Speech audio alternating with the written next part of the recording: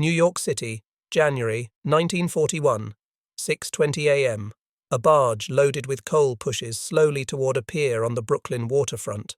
The crew signals to longshoremen waiting at the dock. Cold air hangs over the East River. Men in heavy coats and knit caps move toward the lines. The barge carries tons of anthracite and bituminous coal meant for residential buildings, factories, and laundries across the city. Coal is the lifeblood of winter. Without it, buildings freeze. Before the barge ties in, several men appear near the pier's entrance. They aren't dock workers, they don't carry tools. They stand still, watching the crew. They greet the foreman, exchange a few quiet words, and step aside. Every longshoreman notices, none react. The unloading begins. Coal is hoisted into large wooden bins, shoveled into trucks, and weighed by clerks stationed in small wooden booths. The paperwork is signed by the foreman. No one questions the presence of the men near the entrance. They belong to a group that controls the dock through influence over the International Longshoremen's Association. Their authority ensures quiet compliance. The trucks leaving the pier belong to a handful of delivery companies. Their owners have operated for years, some for decades, but recently new conditions shape their business. They pay service fees. They hire recommended workers. They follow instructions on where to deliver first. These conditions are not listed in any contract. The instructions come from men connected to the Mangano family, which controls the Brooklyn docks.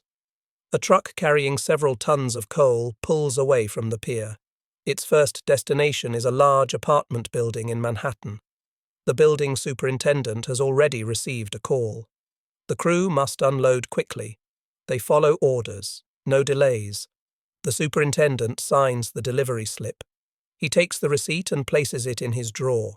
He knows the delivery company is the only one permitted to service the building. The arrangement wasn't his decision. It was explained to him months earlier by a man who visited the basement and asked simple questions about the boiler room across the city. Similar arrangements exist. Buildings are assigned specific companies. Superintendents are expected to cooperate. If they don't, deliveries stall, coal arrives late. Tenants complain. Owners notice. Problems escalate. Most supers accept the conditions quietly. Meanwhile, truck drivers start noticing patterns. Rival companies lose routes. Their trucks experience sudden mechanical issues. Their workers receive threats. Some companies close. Others sell under pressure. The remaining firms are the ones connected to influential figures in the Genovese and Mangano networks. By February 1941, the system is firmly in place. Coal reaches the docks. Longshoremen unload it under the supervision of foremen who answer to union officers aligned with Mafia interests. Trucking companies assigned to specific territories pick up loads. Building superintendents sign delivery slips. Payments flow through legitimate channels. Kickbacks move quietly. Nothing looks illegal. Everything functions like a typical city supply chain. But each step is shaped by the silent influence of organized crime. On a cold morning in early March, a barge arrives with shipments destined for Lower Manhattan. Half the coal is scheduled for factories, the other half for apartments. Before unloading begins, a man approaches the foreman and hands him a list. The list is not from the shipping company. It details which trucks receive priority. The foreman nods. Trucks belonging to companies without approved connections wait. Crews slow their unloading. Hours pass. Eventually, the waiting companies leave. They cannot afford the delay. Drivers from the approved companies move forward. They receive full loads. Their trucks pull away. Nothing appears unusual unless someone watches the sequence carefully. Weeks later, building owners begin noticing small changes. Invoices increase slightly. The coal delivered appears less than the ordered amount. Delivery times shift. Complaints surface. Delivery firms tell owners the price increases come from supply shortages. They cite union issues. They mention transportation costs. Owners accept the explanations. Winter demands fuel. Questions remain unasked. By April 1941, the influence grows stronger. The Mangano family tightens control over the waterfront. Foremen ensure favored firms receive priority access to shipments. Crew leaders push workers to unload specific trucks. First rival firms face slowdowns, broken equipment, and hostile conditions. Supervisors file no formal complaints. The pressure is subtle but consistent. Meanwhile, in Manhattan basements, superintendents receive quiet reminders about which delivery companies to use. Some are approached in hallways, others receive unwelcome visits during routine boiler inspections. The message is always the same: continue with the assigned supplier. In May, the system expands. The Genovese family strengthens its connections to several coal distribution firms in the Bronx and northern Manhattan. Drivers begin reporting unusual instructions. They are told to deliver to buildings outside their usual routes. Some are redirected to warehouses where coal is resold before reaching its intended destination. Drivers follow orders. They do not ask questions. By June 1941, several smaller coal companies disappear. Their owners retire suddenly. Some sell at low prices, others move out of state. The remaining firms, those that comply, handle the growing volume. Their routes expand. Their trucks are protected from vandalism. Their employees remain safe. During the summer, when coal demand drops, the system adjusts. Crews repair trucks, barges undergo maintenance. The Mafia continues collecting fees from hauling companies, even in slow months. Control remains intact. When September arrives and temperatures begin to fall, the system resumes full operation. Barges unload coal at dawn. Trucks move through the city. Boilers burn steadily. The entire supply chain operates under the influence of organized crime. In November 1941, a dispute arises when a new delivery company tries to enter the Lower East Side market. The company secures a contract with several buildings. Their trucks attempt to make deliveries. At the dock, longshoremen delay their loading. Supervisors cite paperwork issues. The truck waits for hours. The driver complains. The foreman shrugs. The shipment remains untouched. After 2 days of delays, the company loses its contracts. The buildings revert to the approved suppliers. By December, the Mafia-controlled monopoly is fully established. Coal flows through the docks, but only under the conditions imposed by those who control the waterfront. Approved truck companies run their routes without interruption. Building superintendents who comply face no issues. Those who question instructions receive visits from men who emphasize the importance of keeping deliveries consistent. No violence is necessary. The system runs through pressure, influence, and control over labor. The Mafia holds the levers quietly, ensuring steady profit with minimal risk. The monopoly is in place, and winter tightens its grip on the city. By January 1942, the patterns on the Brooklyn and Manhattan coal routes become more visible to investigators assigned to monitor essential service disruptions. Complaints from building owners continue. Some deliveries arrive short. Others arrive late. A few buildings report unexplained cancellations from companies that previously served them for years. Investigators visit the docks, interview truck drivers, and inspect paperwork. Nothing obvious appears. Everything looks like minor business irregularities. The influence behind the system remains invisible. It moves through labor, unions, foremen, and quiet conversations. No statements are recorded. No formal agreements exist. The pressure operates through informal channels workers understand but never mention. At Pier 9, a barge arrives with a full load of coal scheduled for numerous Manhattan neighborhoods. Longshoremen begin unloading at 7:10 a.m. Supervisors direct workers according to handwritten lists. The lists dictate which trucks receive priority loading. Rival companies wait. Hours pass. Their trucks remain empty. Their drivers sit in their cabs, watching other firms move freely. One driver complains to a supervisor. The supervisor shrugs, pointing to paperwork issues. The paperwork is fine, but the explanation is final. The driver returns to his truck. He leaves the pier with no load. His company loses revenue. Soon, they lose customers. Across the water, at a Manhattan building on East 12th Street, a superintendent reviews winter supply records. Deliveries increased in cost over the past year. The superintendent calls the delivery company.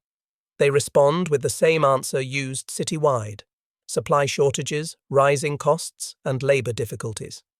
The explanation matches the era. The superintendent files no complaint. In February, investigators trace a delivery dispute involving a building in Harlem. The building's owner attempted to switch suppliers. The new company attempted to pick up a load at the Brooklyn dock but was repeatedly stalled by foremen citing delays. After 2 weeks, the owner reversed the decision.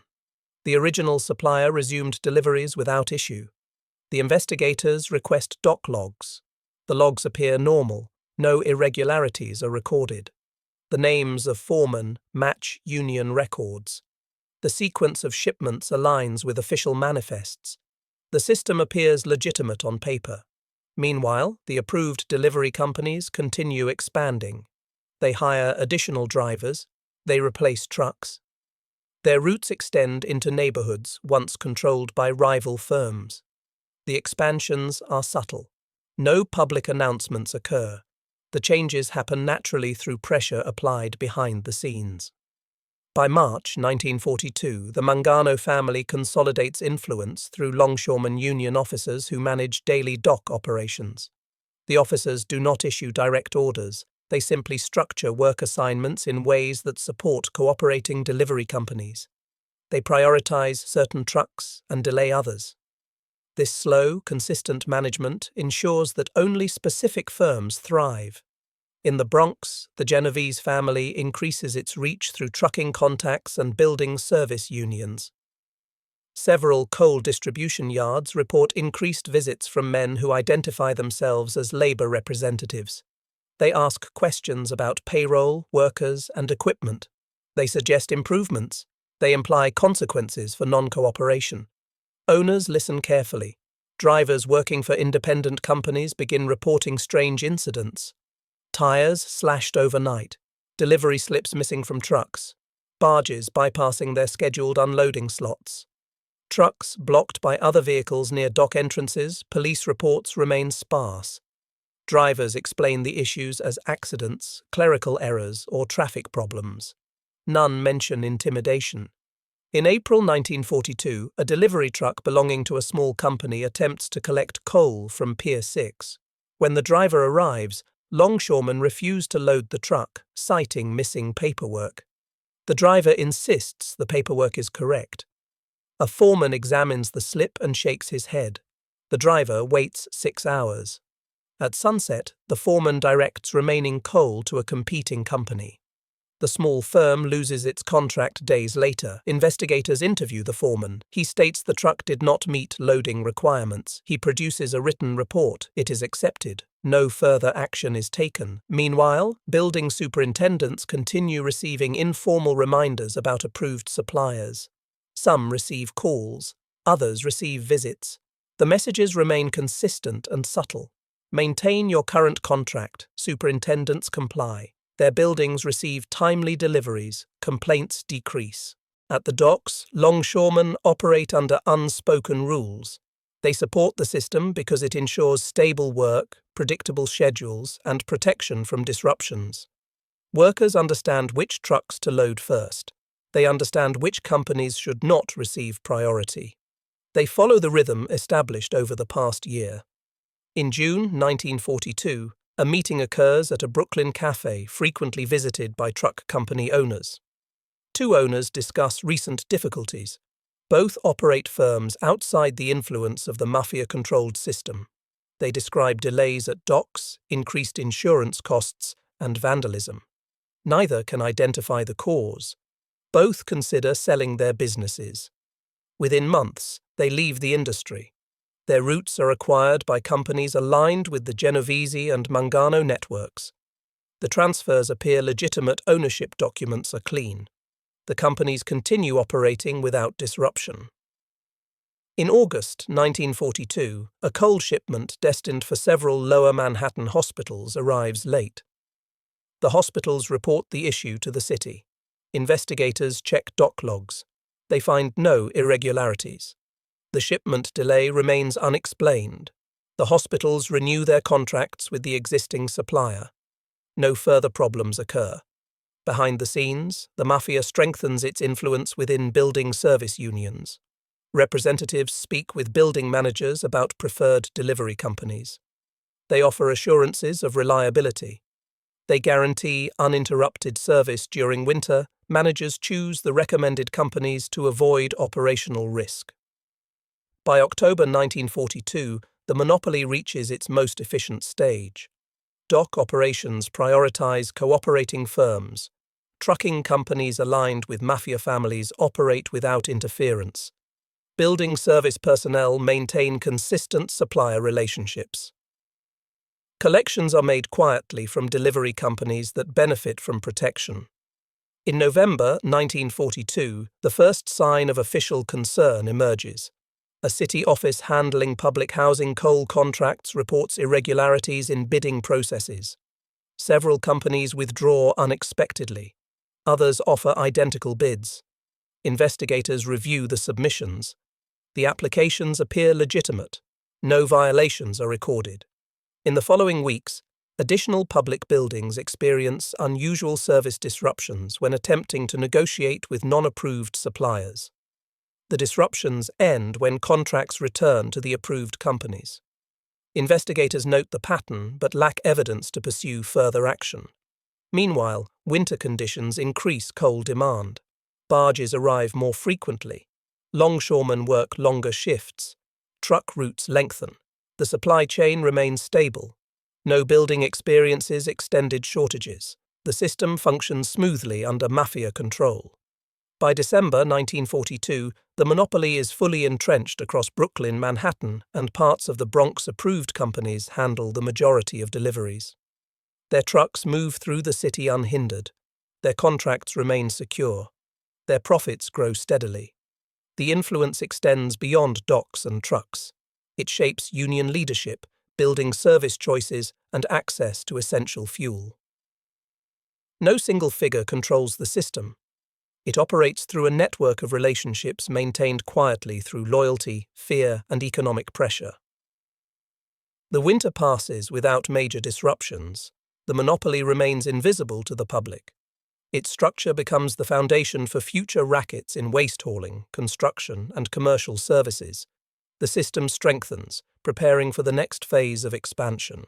By January 1943, the coal monopoly reaches a level where nearly every major delivery route in Manhattan, Brooklyn, and parts of the Bronx moves through companies tied, directly or indirectly, to Mafia-controlled labor networks.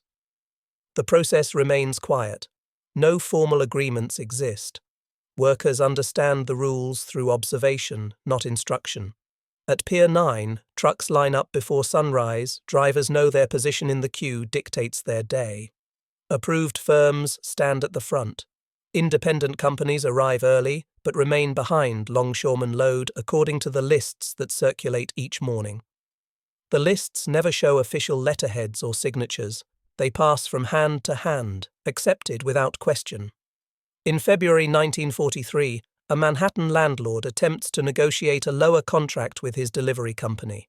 The company representative tells him that prices are rising due to labor disruptions and supply issues. The landlord seeks bids from other firms. Two potential suppliers show interest, but both fail to collect coal at the docks due to unexplained delays. Their trucks return empty 2 days in a row. The landlord abandons the attempt. He renews with the original firm at the increased rate. Across the river, investigators attempt a renewed review of dock operations. They monitor the morning rush. They record truck numbers, loading times, and interactions between workers and supervisors. Nothing in the sequence stands out as illegal. The delays appear random. The loading preferences seem routine. No worker displays overt intimidation. The investigators file their reports, noting only subtle inconsistencies. In March 1943, several building superintendents across Midtown receive quiet visits from men claiming to represent building service unions. The men review boiler conditions and fuel requirements. They recommend staying with the current suppliers to ensure uninterrupted service during the tail end of winter. The meetings last minutes. The messages are brief. The superintendents comply. Meanwhile, independent coal haulers continue to disappear. A small company operating out of Queens closes after its trucks face repeated breakdowns caused by tampered parts. Another firm based in Brooklyn loses contracts when building supers receive unannounced inspections from labor officials. The firms attempt to remain in business but eventually sell or shutter their routes transfer to companies aligned with dominant families. By April 1943, the system extends deeper into the union hierarchy. Several shop stewards and foremen at the docks maintain steady communication with individuals linked to the Mangano and Genovese networks. They coordinate shift assignments, overtime approvals, and daily loading priorities. These interactions occur quietly, at lunch counters, in parked cars, and inside union halls. The system remains clean on paper. No written agreements exist. The influence is carried through personal relationships, long-standing loyalties, and implicit expectations. In May 1943, inspectors from a city agency visit several Brooklyn coal yards. They find no violations. The equipment is functional. The paperwork is orderly. Workers answer questions politely. The inspectors observe nothing unusual. They leave with no grounds for further investigation. At the same time, dock workers begin noticing a shift in barge scheduling. Barges carrying coal for approved companies tend to arrive earlier in the day, ensuring trucks can collect loads before traffic increases. Barges carrying coal for independent firms arrive later, forcing drivers to wait until shifts end. The slower pace pushes some companies into financial strain. A few close during summer. In July 1943, an incident occurs at a Brooklyn pier. A truck belonging to an unapproved firm attempts to bypass the loading queue. The driver argues with the foreman, insisting he cannot return to his employer without a full load.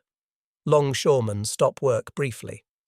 The driver is escorted off the pier by security personnel. His company receives no more shipments that month. By August 1943, the monopoly extends into maintenance services. Several delivery companies begin offering combined contracts, supplying not only coal but also repair services for boilers. Building superintendents are encouraged to accept the package deals. The deals provide financial incentives but also further bind buildings to the controlled supply system. In September 1943, a midtown apartment complex attempts to split deliveries between two companies to reduce costs. The smaller company arrives for pickup but is turned away due to prior commitments. Their trucks face delays for 3 consecutive days. The complex cancels the split arrangement and returns to a single supplier. Investigators receive complaints from residents about rising heating costs. They check city records. Coal prices rise partly due to wartime conditions, higher labor costs, and logistical complications. The influence of organized crime remains invisible in official reports.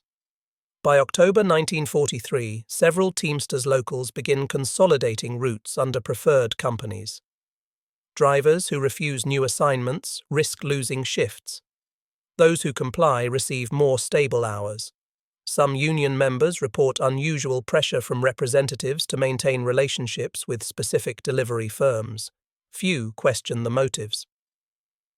In November 1943, an internal dispute arises within a coal distribution yard in Manhattan. A worker confronts a supervisor about assignment patterns that exclude certain trucks. The supervisor ends the argument quickly. The worker is reassigned to a different shift. The dispute does not escalate. The yard continues operating under the same structure. As winter approaches, the system functions with precision. Approved companies receive shipments early. Independent firms face delays, blockages, or paperwork complications. Building contracts renew quietly. Prices rise steadily. The monopoly deepens. In January 1944, investigators attempt a coordinated review of pier operations across multiple docks.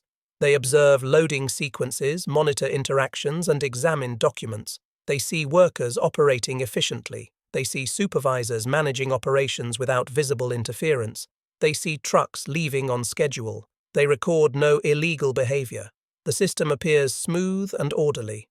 Behind that smoothness lies the influence of a network built over years, one that cannot be seen through paperwork or routine observations. In March 1944, another delivery company dissolves after being unable to maintain its route. The owner files a brief statement citing financial strain. No mention is made of union pressure or dock delays. His routes are absorbed by a larger firm aligned with the existing monopoly. By the end of 1944, the Mafia's hold on coal delivery becomes so entrenched that no building manager, superintendent, or independent hauler can operate outside it. Every component of the supply chain, barges, docks, trucks, unions, and building service staff, is positioned to maintain the system. When 1945 arrives, a shift begins. Fuel technology evolves. Buildings begin converting from coal to oil-based heating systems. Delivery patterns change. The infrastructure built by organized crime adapts. Attention shifts from coal to heating oil, waste hauling, trucking contracts, and construction supply routes. The monopoly does not